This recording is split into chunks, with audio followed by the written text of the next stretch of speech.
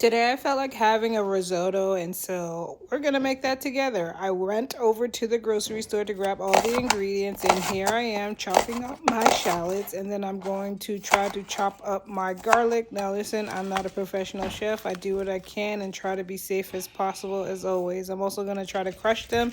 I am also using shrimp because we eat seafood here and I wanted to season my shrimp. I'm not Italian, I am Haitian and Cameroonian, so we do like some good seasoning.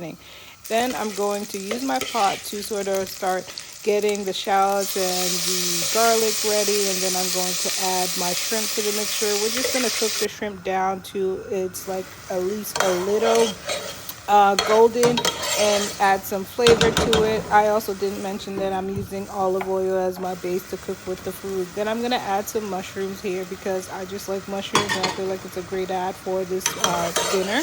And again, we're going to just cook that down all together, and then I'm going to remove that, put it to the side, and then I'm going to work on the actual risotto or the Zorro rice or whatever it's called. I'm going to add butter. It does call for a lot of butter. I try to be reasonable with it because we try to be as healthy as possible in this house. And then I'm going to add more shallots and garlic because that's from what I cleaned up. And then I'm going to also clean this rice because, you know, I clean my rice. That's just how I was brought up, and that's what I'm always going to continue to do despite what the recipe calls for. So here you see the shallots are browned up and the garlic, and I'm going to add that rice into the mixture there. And so you're supposed to cook it until it's like, you're supposed to basically toast it.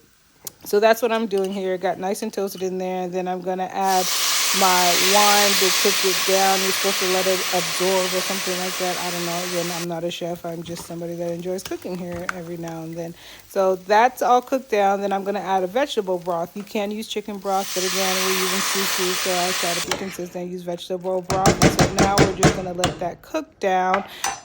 So all the flavors, if you can imagine, are getting all into that. And so when you get to a nice consistency and the rice is basically cooked, I'm going to add the cream and then the Parmesan cheese. And that's where the fun happens. That's where the creaminess happens. That's where like everything just kind of comes together. And so I got this shredded Parmesan cheese from the grocery store. You can shred it if you want. I just didn't feel like doing that.